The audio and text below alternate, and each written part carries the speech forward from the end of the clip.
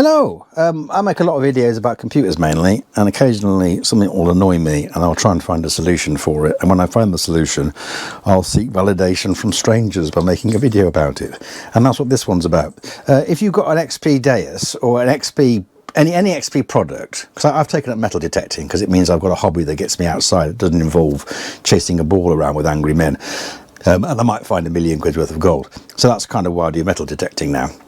And part of that kit is a pointer, this, right? And the pointer, the XP pointers have a holster that fits on your belt, which looks like this. And they break very, very easily. What happens is the actual spring-loaded clip that's on there, this bit of the mechanism here, the bit that I can rotate here, that bit pings off. It falls off, right? Leaving behind a loose bit of plastic, which is where my finger is there, and the separate spring-loaded clip, because it just falls off. I broke mine on the first day I took my metal detector out, because I went out, I clipped this on my belt with the pointer in it, and then I got back to the car for my lunch. I sat in the car, didn't take the pointer out, pushed it down, pinged it off. That was really annoying. Now, just for complete transparency, not many people use these because they break so easily, right? And also, if you've got a finder's bag, so you've got a bag where you keep all your bits and bobs that you found in, they usually have a little slot to put your pointer in anyway. So this is just me seeking validation from strangers for solving a problem that got on my nerves so much that I was determined to fix it, right?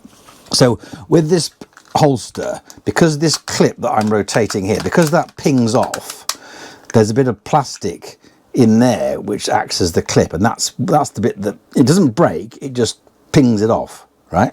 So I'll show you what I did to fix it, because you can fix it without dismantling it. I mean, you can undo the rivets, but that involves cutting the fabric there, popping the rivets out, and then that plastic assembly then comes off, and then you can, because the clip is loose, isn't it? You can see the clip there, and it's sort of rattling away, and it's loose, so you could dismantle it, push it back through, but that involves destroying it, doesn't it? And I thought there must be a better way of doing it, and there is. This is how I did it. I got a pair of tweezers like this, pointy ones. I got a pair of tweezers like this, standard eyebrow tweezers. I got a strong blade. This is the Leatherman P4, Leatherman 3 P4, very strong blade. It won't bend, won't buckle. Be careful, because otherwise you'll do something like that with it, like I did. And I'll show you how I repaired it. There's a desk vise here, right?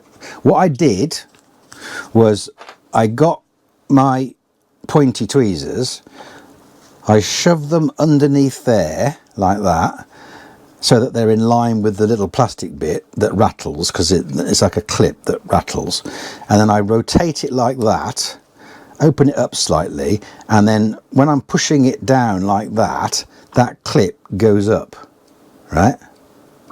So I want to get that clip to come out of the hole far enough for me to then re-latch on the actual spring buckle bit, yeah?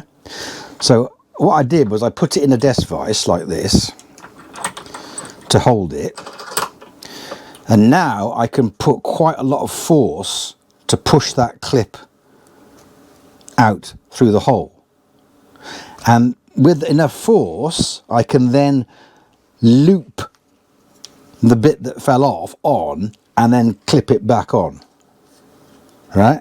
Does that make sense? Okay, but in order to do that, there's something you have to do first, okay?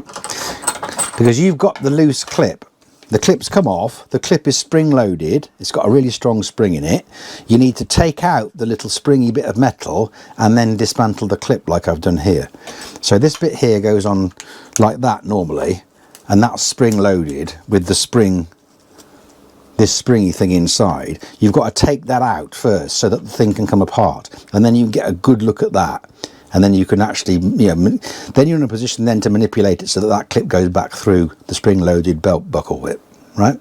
Okay, now the way I did that was, it's going to be quite hard to show, so I'll try and do it with this. If I hold it like this, you can see that there's, when the clip's in place, it's in place like this, and you can see, hopefully, that there's little indented bits on either side where little plastic lugs, so it fits in to like a little slot, right? So what you've got to do is you've got to get your strong blade, open the clip up by squeezing it, push the blade between the metal clip and the outer plastic bit like that. So you push it in like that. And then when you push the blade in, this is why the blade's got to be a strong blade, then you push the blade down like that to lift that up out of the slot.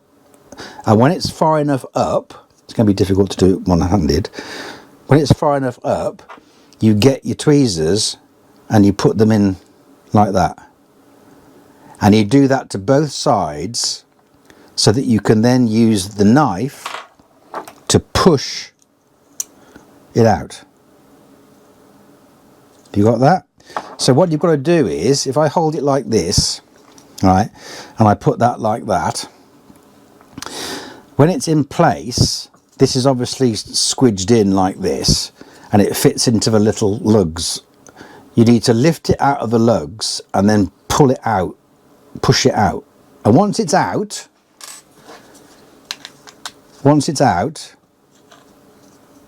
it comes straight off.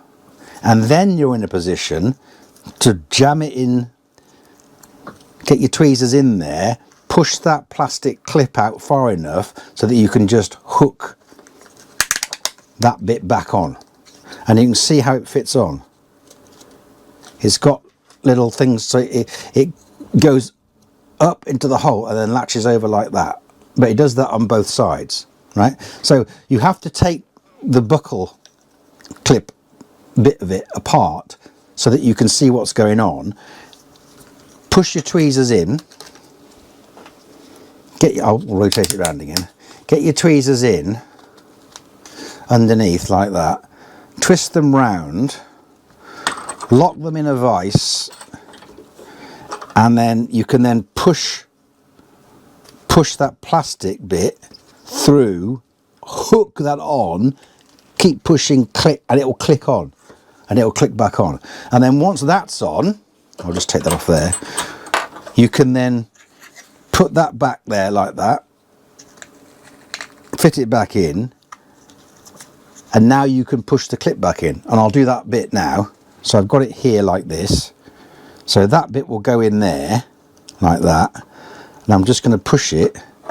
I'm going to use a knife to do it, which probably isn't the best idea, but I'll just use a knife to just push that, and it should just ping in.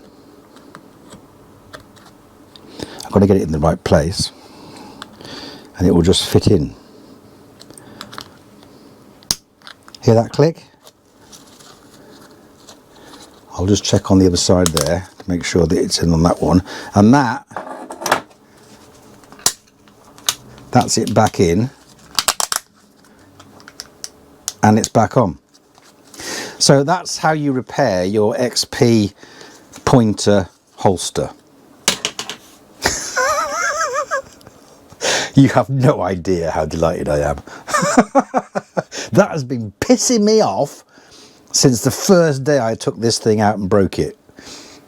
That has been driving me absolutely mad. I mean, XP, if you're watching, your detectors are awesome. I'm not sponsored by them. They don't even know I exist. But their detectors are brilliant. There's no disputing that. But this holster is absolutely ridiculous, okay? So do something about the holster. What tends to happen, and which is why videos like this don't exist until I've made this one, that there are a few videos of things like, you know, taking the battery clip out from MSI motherboards, little videos that don't exist, so I made them. There aren't any videos about how you fix this because people don't fix them. They just think, oh, the bloody thing's bust, it's shit, I'll just use the slot on my finds bag and I'll just put this in the box or throw it away. That wasn't enough for me. I got a bit obsessed. And I'm absolutely delighted that I've found a way to fix it, because that's it back on, look. That's it repaired. Now, am I going to use it? Of course not. The bloody thing would pop off at any moment, wouldn't it? I sat in the car, it pinged off. I don't want that to happen in a field. I mean, to be fair, it is always going to have the lanyard on it, isn't it? So you're not likely to lose it. So you should always use the lanyard anyway, but this is taken off because I'm recharging it because I'm going out with it tomorrow. But yes, if you found this video useful, then you know, liking and subscribing is appreciated. If you've got one of these that did break, which is why you're watching this, leave a comment. Say, yeah, mine broke too, it's shit. XP, do something about it, because it's just frustrating how it broke so easily. I'm delighted I've managed to fix it, but XP, they haven't done anything about it. I'm absolutely amazed. It broke the first time I used it, and that must happen to a lot of people. But because they just go, oh, it's shit, and then bin it, and then just use the slot on the fines bag, maybe XP must be aware of how shit this thing is. They must be. I'm ranting now. So XP, if you're watching, fix this. Fix this holster, because you have to have a holster, right? Just don't make it so that it falls apart. And if this video helped you fix yours, then brilliant. That's what I wanted. I was determined to fix it. I found a way to do it. You're going to struggle and wriggle a little bit. I'm making this video on the day I actually worked out how to fix it, so I'm delighted that I fixed it, and that's why I made the video. So yes, I will shut up now. Any questions, stick them in the comments. Liking and subscribing is appreciated. If you want more clarification, then I can make another video. I could even break this and then repair it in real time. I could try and do that. But remember that it's plastic, so the more you take it off and put it back on, it's likely to wear it. So that's why I was hesitant to sort of reproduce the fault like I normally try and do, because I don't want to actually break this. But anyway, yes, liking and subscribing is appreciated, and as ever, thanks for watching.